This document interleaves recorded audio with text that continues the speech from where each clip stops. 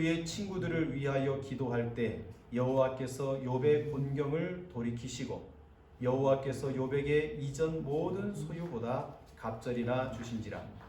이에 그의 모든 형제와 자매와 이전에 알던 이들이 다 와서 그의 집에서 그와 함께 음식을 먹고 여호와께서 그에게 내리신 모든 재앙에 관하여 그를 위하여 슬퍼하며 위로하고 각각 캐시타 하나씩과 금고리 하나씩을 주었더라.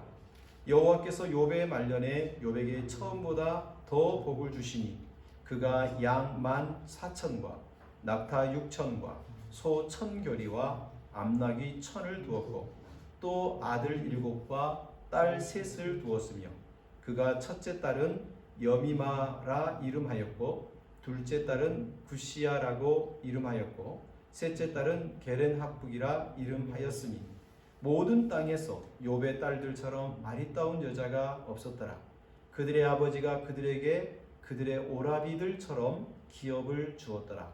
그 후에 욥이 140년을 살며 아들과 손자 4대를 보았고 욥이 늙어 나이가 차서 죽었더라. 아멘. 오늘 절망감 어떻게 치료할 것인가 라는 제목으로 말씀의 은혜를 나누고자 합니다. 제가 어린 시절 다니던 교회에는 교회 종탑이 있었고 종을 칠 수 있었습니다. 주일 예배, 수요일 예배, 또 새벽 예배 때마다 종소리가 온 동네에 울려 퍼졌습니다. 첫 번째 울리는 종소리는 예배 30분 전에 울리는 것이었고 또 두 번째 종소리는 예배의 시작을 알리는 종소리였습니다. 이 교회의 종소리는 교인들로 하여금 예배당으로 부르는 소리였음과 동시에 예수님을 모르는 사람들에게도 마음을 위로해주는 그런 소리였습니다.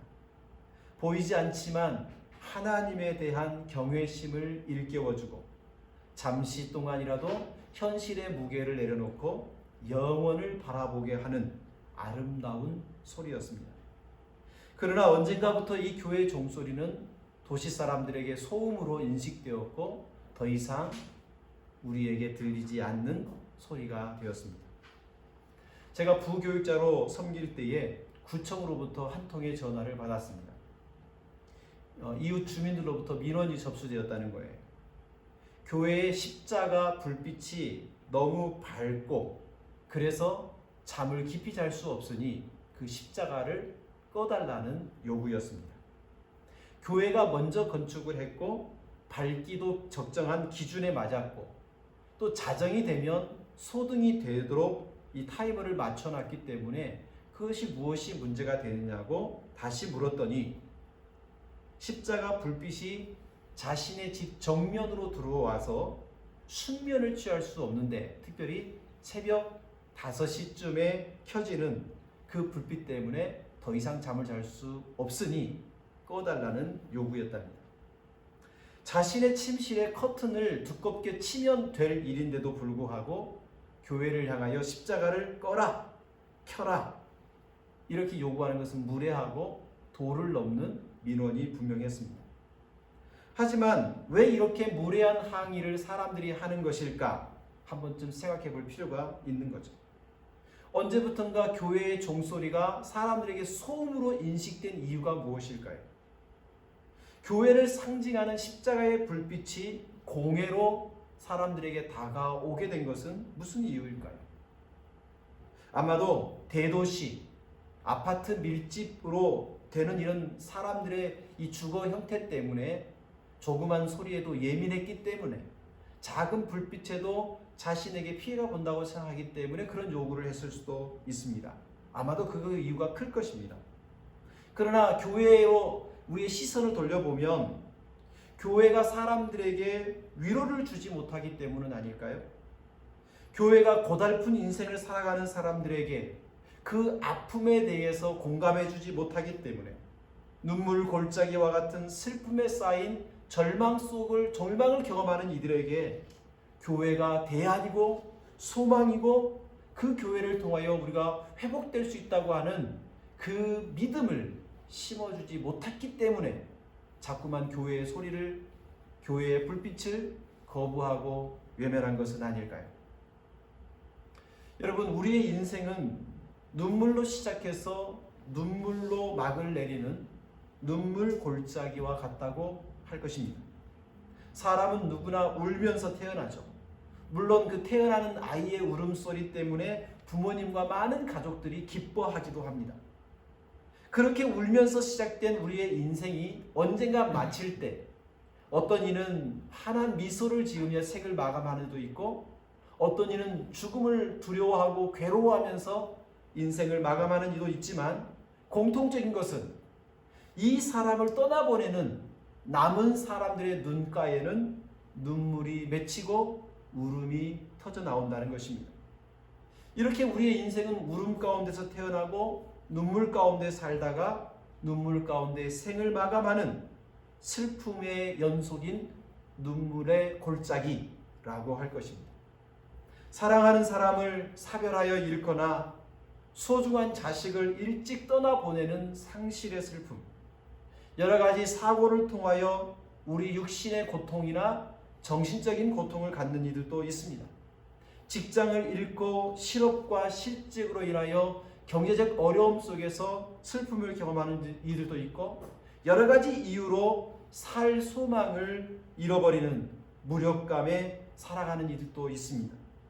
아무튼 사람들은 모두가 각각 자기 나름대로의 여러 가지 이유로 슬픔을 경험하죠. 문제는 이러한 눈물과 아픔, 그리고 절망까지 밀어붙이는 슬픔이 없는 것이 아니라 그 슬픔을 어떻게 극복해내느냐가 더욱 중요한 것입니다. 상실의 때, 고통의 때에 그 아픔을 아파하고 슬퍼하는 것은 잘못이 아닙니다.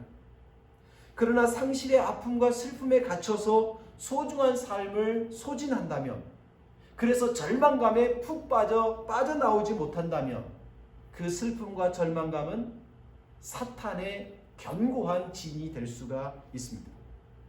많은 사람들은 사탄에 대해서 오해합니다. 사탄도 일말의 동정심이 있어서 우리가 깊은 슬픔에 빠졌을 때, 깊은 아픔에 빠졌을 때, 그래도 잠시나마 우리를 향한 동정심을 가지고 공격을 멈추진 않을까? 그러나 실상은 그렇지 않습니다. 이 기회주의자인 사탄은 옳거니 지금이 기회다 라고 생각하고 슬픔에서 빠져나가지 못하도록 쉴 틈 없이 공격을 합니다. 그 비열한 사탄은 우리가 싸울 준비, 이겨낼 준비를 하지 못하도록 계속해서 공격하고 또 공격하는 거죠. 그러기에 우리 인생에서 닥쳐오는 이 슬픔이라고 하는 문제를 우리가 적절하게 대응하고 그것이 사탄의 도구가 되지 않도록 우리 자신을 잘 제어하고 방어하는 체제를 우리는 갖출 필요가 있는 것이고, 그런 것들을 우리는 성경에서 계속해서 배울 필요가 있는 것이죠. 여러분, 성경을 읽다 보면 하루아침에 재산과 자녀와 또 건강과 사람까지 잃어버린 가슴 저미는 슬픔을 당한 사람을 만나게 됩니다. 바로 그 사람의 이름은 욥이라는 인물입니다. 욥은 동방 사람 중에 가장 훌륭한 인물이었다고 성경은 말합니다. 욥은 온전하고 정직하여 하나님을 경외하고 악에서 떠난 사람이라고 칭찬합니다. 하지만 이 욥이라고 하는 사람은 동시에 어두운 눈물의 골짜기를 지나며 깊은 상실에 울고 또 울었던 슬픔의 사람이기도 합니다. 욥기 1장을 보면 욥이 당한 슬픔과 그의 고통을 쭉 나열해주고 있습니다. 갑작스럽게 도적들이 침입하여 종들을 모두 죽이고 재산을 빼앗아갑니다. 맏아들 집에 모여있던 자식들이 토네이도와 같은 바람에 집이 무너지면서 모두가 일시에 몰사하고 맙니다. 설상가상 안 좋은 일은 몰려온다는 말처럼 욥은 건강마저 잃어버립니다. 머리부터 발바닥까지 종기가 나서 극심한 고통에 괴로움을 수밖에 없었습니다. 그런데 그런 와중에 욥의 아내는 몸을 빡빡 긁고 있는 욥을 향하여 하나님을 욕하고 죽으라며 욥의 마음에 상처기를 두고 잔인한 말로 욥을 괴롭히며 오히려 욥을 떠나가 버리는 아픔을 경험하게 되죠. 재산을 잃었습니다. 자식도 잃었습니다. 건강도 잃었습니다. 사랑하는 아내도 자신의 곁을 떠나가 버렸습니다. 그것도 얼마 안 되는 한순간에 모든 것이 일어난 것입니다. 이러한 욥의 상황을 우리는 한마디로 절망이라고 할 것입니다. 이런 고통이 우리 가운데 한꺼번에 몰려온다면 우리 또한 절망감을 느끼게 될 것입니다. 그런데 성경은 욥이 이런 깊은 상실과 슬픔, 절망적인 고통을 경험했지만 그 눈물의 골짜기에 갇히지 아니하고 꿋꿋하게 눈물 골짜기를 지나 마침내 축복의 언덕에 올랐다고 말해주고 있습니다. 오늘 우리가 본문으로 삼아 읽었던 욥기 42장 12절, 17절에 보면 여호와께서 욥의 말년에 욥에게 처음보다 복을 더 주셨다. 그리고 욥이 나이가 차서 자신의 수명을 다하고 생을 마감했다고 그렇게 말하고 있습니다. 여러분, 이 욥의 생애를 준비하면서 저 마음속에 시편 84편의 말씀이 떠올랐습니다. 그들이 눈물 골짜기로 지날 때에 그곳에 많은 샘이 있을 것이며 이른 비가 복을 채워 주시나이다. 그들은 힘을 얻고 더 얻어 나아가 시온에서 하나님 앞에 각기 나타나리이다. 눈물 골짜기를 지나는 욥이었지만 하나님의 은총 가운데 그가 힘을 얻어 하나님 앞에 나갈 수 있었다라는 거죠. 여러분 그렇다면 어떻게 욥은 이렇게 상실과 슬픔의 골짜기, 절망에 빠지지 않고 하나님 앞에 이를 수 있었을까요? 재산도 자녀도 건강도 사람까지 잃어버린 욥이 절망감을 어떻게 이기고 축복의 자리까지 나아갈 수 있었을까요? 오늘 우리가 그 부분을 이 욥기를 통해 살펴보려고 합니다. 이 욥이 이 극심한 절망감을 어떻게 이겨냈는지 교훈을 받기 위해서 이 시간에 좀 집중해서 우리 함께 말씀 가운데 들어가 보도록 하겠습니다.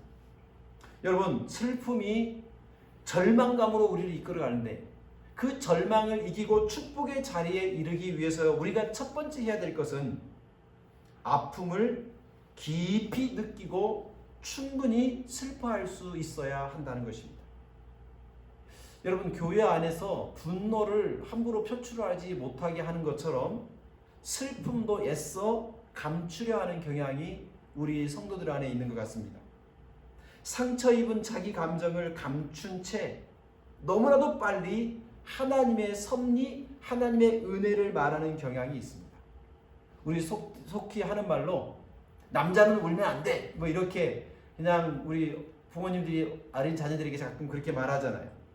그와 비슷하게 교회 안에서도 하나님을 믿는 사람은, 하나님의 섭리를 믿는 사람은 고통하고 슬픈 일을 당해도 그렇게 너무 쉽게 좌절하면 안 돼, 그렇게 울거나 슬퍼하면 안 돼, 이렇게 쉽게 말을 한다는 겁니다. 그래서인지 많은 분들이 욥의 이야기, 욥은 총 42장으로 기록되어 있는 아주 긴 장이잖아요. 근데 이 긴 욥의 이야기 중에서 욥기 1장과 2장에 나와 있는 욥의 찬양과 믿음만을 기억하는 것 같습니다. 주신 이도 여호와시요 거두시는 이도 여호와시니 여호와의 이름이 찬송받을지어다. 우리가 하나님께 복을 받았은즉 화도 당하지 않겠느냐. 여러분, 이렇게 이러한 욥의 하나님을 향한 믿음과 찬양의 고백, 그걸 기억하고 그것을 우리가 되새기는 건 굉장히 중요하죠. 그러나 욥기를 가만히 보면 욥의 찬양과 믿음만큼이나 욥이 당하는 고통과 욥이 당하는 슬픔을 가감없이 보여주고 있습니다. 욥이 얼마나 아파했는지 그 고통을 함께 성경은 공감하고 있는 듯합니다. 온전하고 정직하여 하나님을 경외하면서 악에서 떠난 욥. 그러나 욥기를 읽다 보면 그 경건한 욥이 얼마나 고통스럽게, 얼마나 처절하게 슬퍼하고 우는지 모릅니다. 욥기 1장 20절을 새 번역으로 번역해 보면 이때에 욥은 일어나 슬퍼하며 겉옷을 씻고 머리털을 민 다음에 머리를 땅에 대고 엎드려 경배했다고 합니다. 하나님을 경배하기 이전에 욥은 깊이 슬퍼했다고 성경은 이야기해요. 하루아침에 재산을 약탈당하고 사랑하는 자식도 잃어버리고 건강도 잃어버리고 그러면서 그 자식들의 장례를 몇 날 며칠을 치르는 동안 욥은 울고 또 울었을 것입니다. 너무 울다 보니까 눈이 퉁퉁 부었을 뿐만 아니라 그의 온 마음이 시퍼렇게 멍들었을 것입니다. 그래서 욥기 16장에 보니까 내 얼굴은 울음으로 붉었고 내 눈꺼풀에는 죽음의 그늘이 있구나. 욥이 얼마나 울었는지 울음으로 내 눈이 붉게 변했다. 너무 울다 보니까 죽음의 그림자가 내 눈꺼풀에 가득했다. 라고 스스로 고백해요. 여러분, 욥이 얼마나 울었는지 우리는 상상해 볼 수 있는 거죠. 게다가 욥기 3장에 보면 너무나도 고통스러운 욥은 자신의 태어난 생일을 저주하면서 내가 태어나지 않았더라면, 내가 어머니 품에 안기지 않고 내가 이 땅에 태어나지 않았는 것이 더 좋았겠다라며 자신의 고통을 아파하고 느낍니다.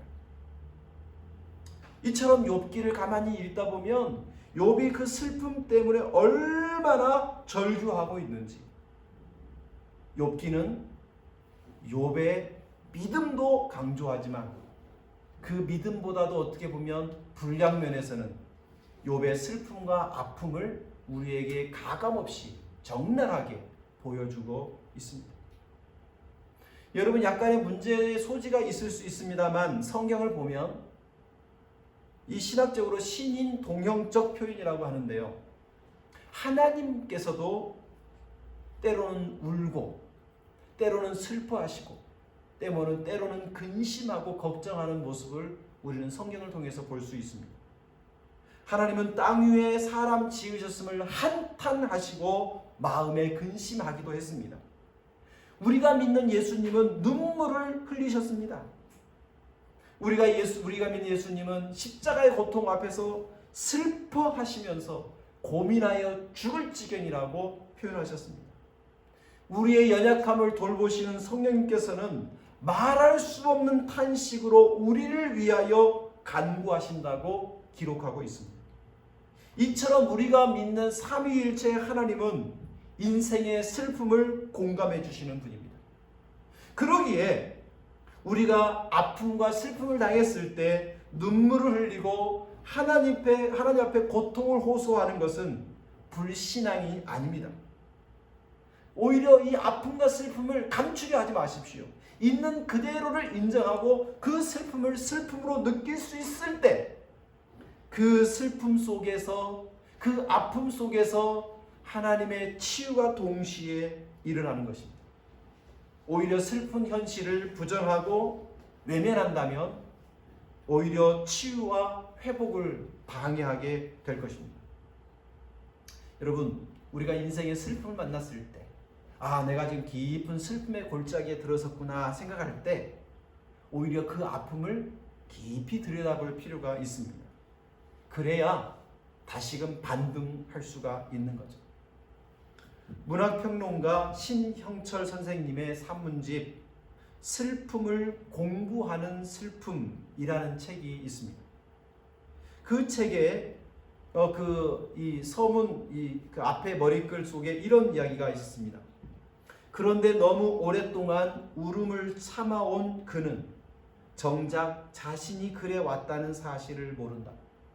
세상에서 가장 슬픈 것 중 하나가 자기 자신이 슬픔이라는 것을 잊어버린 슬픔이다. 세상에서 가장 슬픈 것이 뭐라고요? 자신이 슬픔이라는 것을 잊어버린 슬픔이라는 것. 여러분, 내가 슬퍼하고 있다는 것을 잊어버리는 것. 자신이 슬픔 가운데 있음에도 불구하고 슬프지 않는 것처럼 생각하는 것, 이거야말로 참으로 가슴 아픈 슬픔이라는 거예요. 여러분, 슬픔을 슬퍼하는 것은 미성숙한 것이 아닙니다.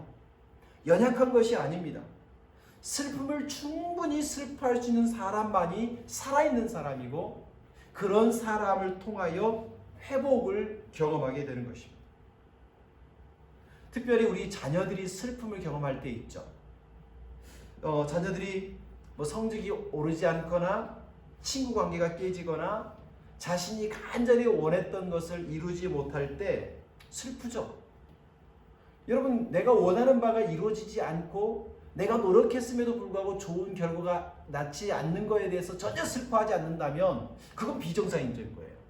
그걸 오히려 아파하고 아쉬워하고 슬퍼할, 그런 슬픔을 통해 오히려 그걸 잘 극복하면 더 큰 도전 의지, 그리고 자신의 지나간 과거를 되짚어보면서 무엇이 잘못됐는지를 복귀하고 다시금 도전할 기회가 온다면 예전보다 훨씬 더 나은 모습으로 도전할 수 있는 성장과 성숙의 기회가 되는 거죠.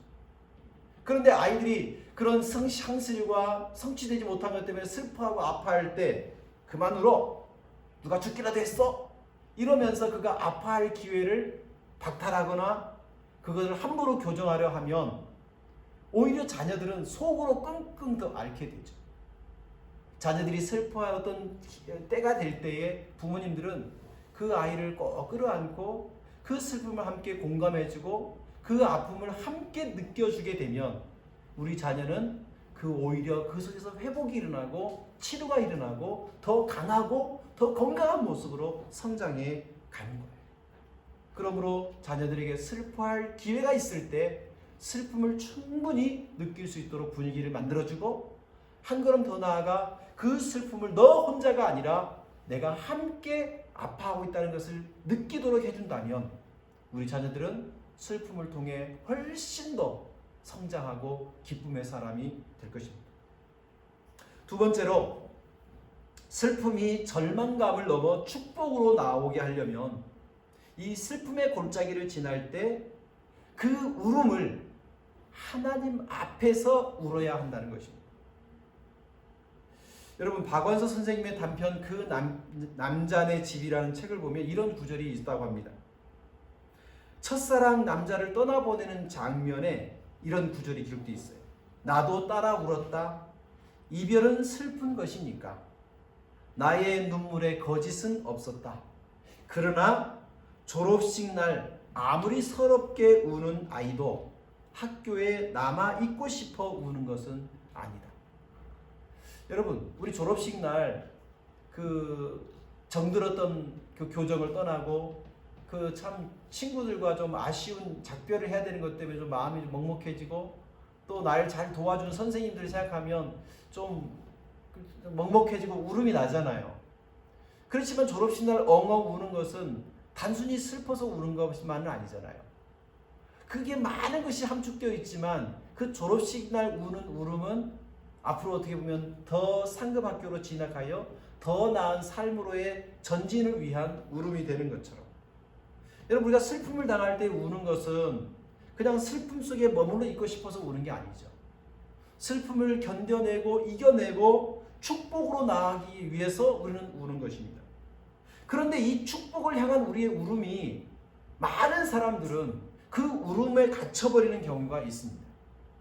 그래서 의외로 많은 사람들이 눈물과 슬픔에 갇히고 절망 가운데 빠지는데, 이게 한국적인 표현으로 말하면 가슴에 응어리진 한으로 이렇게 남는 경우가 많죠. 그냥 그것은 누구한테 표현도 못하고 누구한테 울지도 못하고 그 울음을 속으로 운 거예요. 끙끙거리며 그 눈물을 자신의 가슴에 쌓아두었기 때문에 그 슬픔은, 그 눈물은 한이 되고 우리의 마음에, 우리의 삶을 이렇게 응어리지게 하는 고통이 되고 마는 거죠. 그러나 슬픔 속에서 이 응어리진 한을 풀어버리고 슬픔을 딛고 일어서려면 우리의 눈물이 흐르는 곳이 하나님 앞이어야 합니다. 눈물이 축복의 약재료가 되려면 눈물이 흘러 고이는 곳이 하나님 앞이어야 한다는 말이에요. 우리는 하나님을 향하여 울 때 축복으로 나아갈 수 있습니다. 깊은 슬픔 속에서 얼굴이 핏빛이 되어 눈꺼풀에는 죽음의 그림자가 드리울 정도로 엉엉 울었던 이 욥의 눈물은 하나님 앞으로 흘러갔습니다. 그래서 욥기 16장 20절에 나의 친구는 나를 조롱하고 내 눈은 하나님을 향하여 눈물을 흘립니다 라고 고백한 거예요. 욥은 그냥 운 것이 아닙니다. 자신의 가슴에 한으로 쌓아둔 것이 아닙니다. 그는 하나님 앞에서 울며 하나님 앞으로 그 눈물을 흘려보냈습니다. 욥이 한없이 쏟았던 그 눈물은 하나님 앞에 모였는데요. 그 하나님을 향하여 우는 눈물은 단순한 원망이 아니죠. 성경에서는 하나님 앞에서 우는 울음을 탄원이라고 인정해 줍니다. 욥이 모진 고통 속에서도 하나님 앞에 범죄하지 않고 원망하지 않을 수 있었던 것은 믿음으로 하나님 앞에서 울었기 때문이에요. 성경을 보면 하나님 앞에서 탄원할 때, 하나님 앞에서 눈물을 흘리며 탄원할 때 하나님은 반드시 응답해 주셨습니다. 이제 그 사실이 욥기 38장에 나타나죠. 하나님 앞에서 눈물을 흘려보낸 욥 앞에 하나님이 나타나십니다. 하나님은 욥에게 나타나셔서 그에게 고난의 이유 그리고 고난의 목적에 대해서 설명해 주기 전에 그것을 설명하지 않고 욥에게 아주 단단한 질문을 던집니다. 욥기 38장 2절과 3절에 보면 무지한 말로 생각을 어둡게 하는 자가 누구냐? 대장부처럼 허리를 묶고 내가 너에게 묻는 것을 대답하라 라며 욥을 다그치듯 욥에게 질문을 막 쏟아내기 시작하십니다. 그래서 여러분 38장, 39장, 40장, 41장, 41장까지 이어지는 이 하나님이 하시는 수많은 욥을 향한 질문 속에서 욥은 어찌 대답할 것이 없었습니다. 그런데 하나님께서 그렇게 수없이 많은 질문을 욥에게 던진 이유가 있었습니다. 첫 번째는 욥으로 하여금 너가 당하는 고통에 너의 그 눈을 집중하지 말고 하나님께로 너의 시선을 집중하라라고 하는 요구인 것입니다. 고통 가운데 왜 고통일까? 왜 고통일까? 그렇게 하지 말고 하나님이 너에게 던지는 질문을 생각하며 그 질문을 통하여 하나님이 어떤 분인지를 생각하라고 요청하고 있는 거예요. 두 번째는 욥으로 하여금 장엄하신 하나님 앞에 서게 하고 그 엄청나게 크신 하나님 앞에 자신이 얼마나 가벼운 존재인지 티끌처럼 얼마나 작은 존재인지 자신의 존재의 작음을 깨달으라고 하시는 것입니다. 놀라운 것은 우리가 하나님을 향하여 우리의 시각이 고정될 때 우리의 시각이 달라진다는 것입니다. 장엄하신 하나님 앞에 우리가 서게 될 때에 우리가 가진 아픔도 너무너무 작은 것이 되어버리고 우리가 당하고 있는 고통도 아무것이 아닌 것이 되어짐과 동시에 그 작고 그 아팠던 고통이 하나님 앞에서 아름다운 것으로 승화되기 시작하는 거예요. 그래서 눈물 골짜기 끝에서 하나님을 만난 욥은 이렇게 마지막에 고백하죠. 내가 주께 대하여 귀로 듣기만 하였사오나 이제는 눈으로 주를 배웁니다. 예전에는 고통만 보였는데 이제는 주님이 보이는 거예요. 이제는 하나님 예전에는 멀리 하나님이 계신 것 같았는데 이제는 하나님이 내 앞에 와 있다고 고백하는 거예요.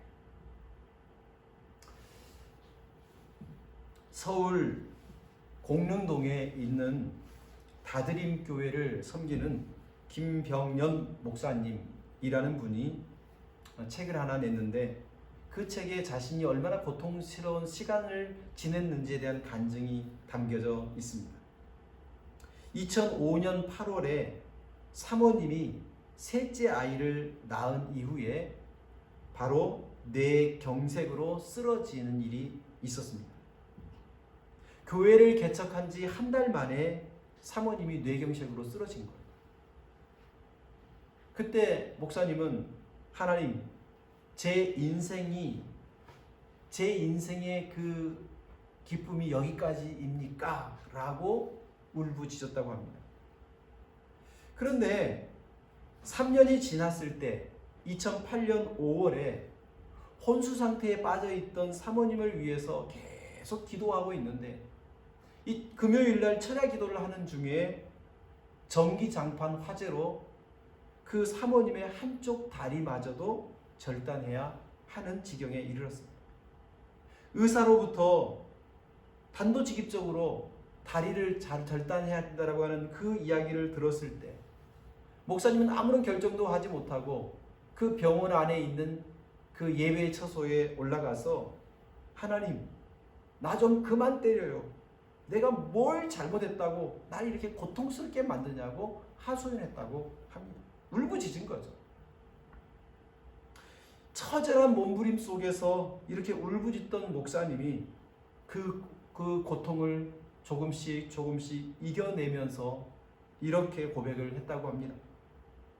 두 번의 큰 아픔 속에서 하나님의 존재가 더욱 깊이, 더욱 빈번하게 드러나기 시작했습니다. 길을 가다가 잠을 자다가 울다가 웃다가 욕을 하거나 끙끙대다가 심지어 짜증을 내는 중에도 나는 아픔과 상실, 즐거움과 고통이 뒤엉킨 일상을 살아가면서 더 깊이 하나님의 임재를 느끼고 존재한다는 것의 의미를 새롭게 발견했습니다. 여러분, 이 목사님이 당한 고통이, 그 사모님이 당한 고통이 참 우리 상상하기 어려운 고통이겠죠. 그런데 그 고통의 눈물의 골짜기를 지내면서 이 목사님에게 하나님의 임재를 느끼고, 그리고 내가 지금 살고 있다라고 하는 것이 얼마나 소중한 것인지를 새롭게 깨달게 되는 그런 새로운 세계가 그에게 열렸다고 고백하는 것. 우리 교우 여러분, 우리에게도 눈물의 골짜기를 지날 때가 있습니다. 그러나 그 눈물의 골짜기를 지내는 동안 하나님 앞에서 울기를 소망합니다. 하나님 앞에서 울다 보면 하나님과의 관계가 새로워지고, 하나님을 향하여 우리의 눈물을 흘려보내고 나면 그 눈물 속에서 어둠이 씻겨가고 슬픔은 어느덧 기쁨으로 변해가게 될 것입니다. 사랑하는 교우 여러분, 지금 우리가 당하고 있는 슬픔이 무엇이든지 간에 그 슬픔에 갇히지 않도록 눈을 들어 하나님을 바라보시기를 소망합니다. 그리고 하나님 앞에서 울어보시기 바랍니다. 하나님을 바라보며 하나님을 향하여 우는 사람은 절대로 상실의 절망감에 갇히지 않습니다. 왜? 하나님은 그 눈물을 받으셔서, 그 탄식을 받으셔서 우리에게 나타나 주시고, 우리에게 새로운 시각을 열어주시고, 새로운 삶의 자리로 우리를 이끌어 주시기 때문에 그래요. 하나님을 향하여 우는 눈물은 우리를 축복의 언덕에 이르게 할 것입니다. 교우 여러분, 시간이 많지 않아서 오늘 여기서 설교를 매듭 지으려고 합니다. 여러분, 우리에게 슬픔은 반드시 와요. 우리가 기쁘고 감사하고 즐거운 인생을 살기를 힘써 노력하지만 슬픔은 언제나 우리 곁에 있습니다. 문제는 그 슬픔을 어떻게 극복하냐 하는 거죠. 여러분, 슬픔이 올 때 그냥 외면하거나 회피하거나 피하지 마십시오. 슬픔을 맞서십시오. 그리고 함께 우십시오. 그러나 그 울음이 하나님 안에 있다면 그 눈물은 우리를 새롭게 하는 축복의 눈물이 될 것입니다. 기도하겠습니다. 하나님 아버지, 감사합니다. 오늘 우리들에게 은총을 덧입혀 주셔서 슬픔 속에서도 하나님을 바라보며 고통 속에서도 하나님께 도움을 구할 줄 아는 믿음의 사람 되게 하여 주옵소서. 아버지, 때때로 당하는 슬픔과 아픔과 상실의 고통이 있을 때 그것을 그냥 가볍게 여기지 않게 하시고, 오히려 그 슬픔 속에서 하나님을 만날 수 있는 기회임을 알고 깊이 슬퍼할 줄 아는 우리가 되게 하여 주옵소서. 그러나 슬픔 가운데 젖어 있지만 않게 하시고 하나님을 향하여 나가게 해 주옵소서. 우리가 슬픔 속에서 하나님을 만나고 경험하여 하나님의 임재를 누릴 수만 있다면, 하나님의 존재를 경험할 수만 있다면 그 슬픔이 우리를 더욱 풍요롭게 하고 축복의 자리로 이끌어가게 하실 줄 믿습니다. 어떤 슬픔이 와도 하나님이 내 옆에 계심을 믿고 그 하나님 앞에 믿음으로 나아가는 우리가 되게 하여 주옵소서. 예수님의 이름으로 기도드립니다. 아멘.